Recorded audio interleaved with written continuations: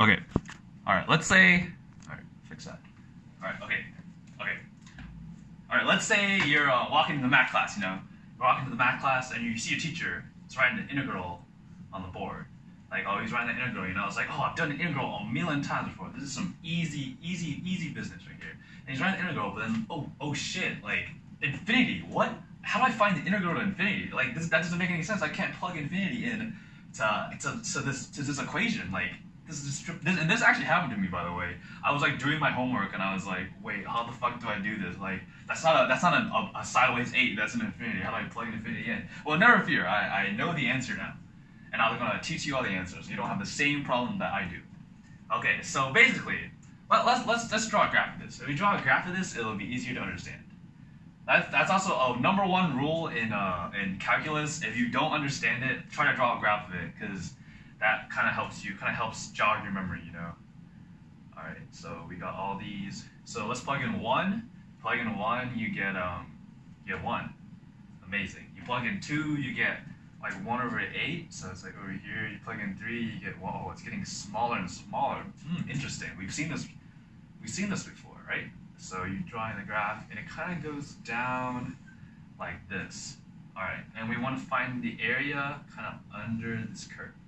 So all this stuff. So how do we do this? How do we get rid of this infinity? So basically, all we have to do is kind of just plug in a variable for it. Let's just say like plug in t. And what we're basically doing is we're kind of like finding a point on this kind of graph. Like t, let's say t is right here. And let's just like introduce another concept that we've learned before, and let's take a limit. A limit of t.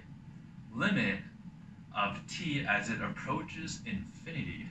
What? How? What? Oh, so basically what we're doing is we're taking this t and we're making it go way far out, because we're seeing this is getting smaller and smaller.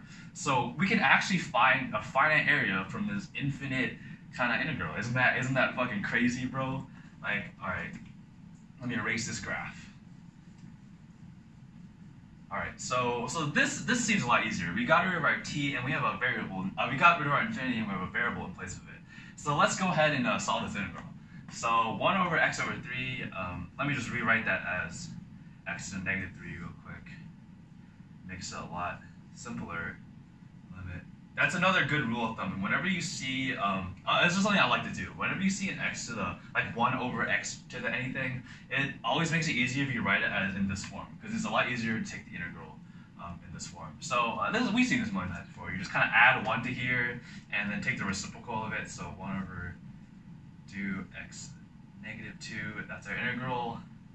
And we find that from t to 1, and then the limit of t infinity.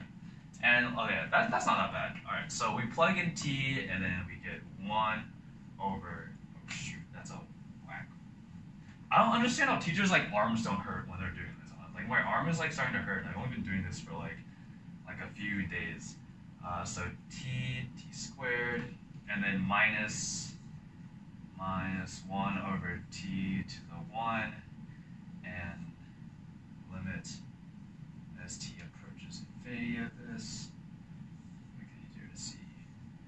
All right, and then we find out, we kind of simplify this, so it's just 1/t squared plus 1/t, the limit of t approaches infinity.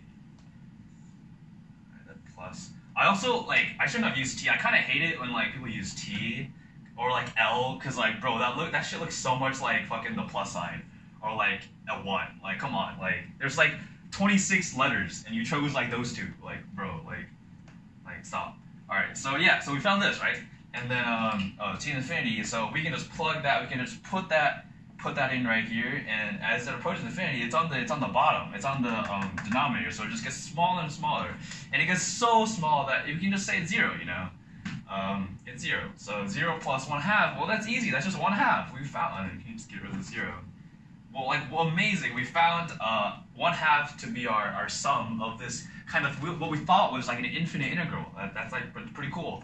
And we can also say that since we kind of found a sum for it, we like kind of went somewhere, you know, we can say this converges, which is a really interesting concept. I wouldn't say interesting, it's a really important concept. Like people, that's like half of BC2. People are talking about stuff that converges. So we see that this converges. But does it always converge though? That's another question. Sometimes they like to throw a curveball at you, just to see how well you really know it. Like what if we don't know if it converges? Because what if it doesn't convert? What if it doesn't go to a kind of infinite sum that's all nice like this one? Let's take a look at a different one. What if we had ln x over x? Another kind of classic integral here, and then we took this to 1 over infinity over dx. Like what do we do now? Like how do we solve this? Well, let's just kind of basically do the same thing. Take this. You know what? I'm gonna use a different variable. A variable that doesn't look like a plus sign or like a 1. Let's use m. M doesn't look like anything. M counts like n, but like that's all it. That's it. And then the limit of n. You can honestly use any, just use your favorite letter. If you have a favorite letter, just that's kind of weird if you have a favorite letter though. But if you do have a favorite letter, just use it. It doesn't really matter. It's just a variable. So this is another classic kind of integral. We can just it looks like a huge sub problem right here. So let's do u equals ln of x. Oh my god, u equals ln of x. Du equals 1 over x dx, and dux equals dx. And then we plug dux into dx. These cancel out, and then we plug u into ln of x. So this is just u. Whoa, that's crazy. Just u, du, and the integral. I don't really like it when they kind of like plug in these values as well, because that kind of defeats the purpose. So we're just taking indefinite integral real quick, and then that is 1 over u. Pretty simple. It just 1 over u. Oh, actually no, it's not 1 over u. Don't scratch that. It's 1/2 u squared, because you just take this, you add 1, you take the reciprocal. Good. So 1/2 u squared. And we just take this, and then you just plug u back in, which is ln of x, and then you get 1/2 ln of x squared. Amazing. And we can kind of, so that's our integral. We can kind of erase all of this, make some more room, and have 1/2 ln x squared, and then we have the from m to 1 as lm and approach infinity. So far so good, we're chugging along, And okay, let's plug in m in 1, so 1/2 ln m squared minus 1/2 ln 1 squared. And this is 0, so we can get rid of this. Ln of 1 is just, that's another handy thing you kind of remember. Ln of 1 is just 0. And then we can get rid of this. So 1/2 0 squared is 0. And then, and then don't forget to write the m approaches infinity. So wait, well now we got a little problem. Because as we plug in infinity here into m, it just keeps getting bigger and bigger, right? It's ln of infinity. And you can actually check this if you graph it on Desmos. It just kind of like goes out there, it just kind of just goes out, to infinity. So there's no really sum we can find with this.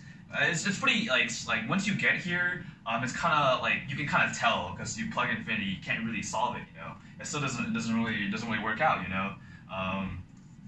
Just like my parents' marriage, am I right? I'm just kidding. My parents are still married, happily married. And then it diverges. And so that we can say this diverges. So it either converges or it diverges. And converges if we can find kind of a finite sum for it, and diverges if it's still kind of going out way out there when we even do all this stuff. So those are the two kind of options.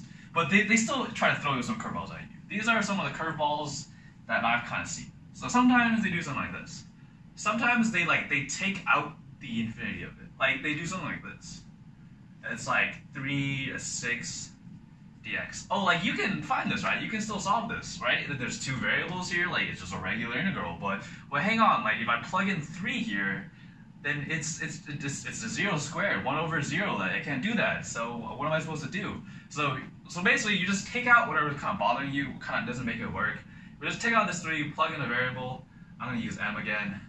And then we just do the same thing, but except we take the limit as m approaches 3. So we just kind of take whatever thing's kind of bothering you, if there's like a 4, then this would be a 4, and it would approach that kind of value. And that's all you have to do for that, and then you kind of go through the same motion to try to solve it. And another thing they kind of do at you is sometimes they throw in 2 infinities just to kind of trip you up. They do it a negative infinity and a positive infinity. And let's just do 1 over x squared. Takes good. Now this also kind of tripped me up because like, wait, there's 2 of them now. Like, how am I supposed to do this? And this is pretty simple too. All you gotta do is you gotta split up the function now. Now you just gotta take it from negative infinity to 0, 1x squared dx, and then add it to infinity 0, 1x squared dx. And you just do both of these, and then you finally eventually get an answer. So those are the 2 things that I've kind of seen in my class that they usually try to do to trip you up. And if you can like kind of work your way through all these, then you pretty much have it done. And that's pretty much. Oh, and don't forget any of this information in proper integrals because they're useful later on too. We'll be learning some other stuff where they kind of come back. You know, it's like a movie. Like a character kind of shows up in the beginning. It's like, yo, what's up? And then he dips and he comes back at the end. It's like I was like the main villain the whole time. Like that's improper integrals. So yeah, so that's pretty much it. I hope you learned something today. Please subscribe, like, comment, all that jazz, and I'll have a nice day. I'll see you next time.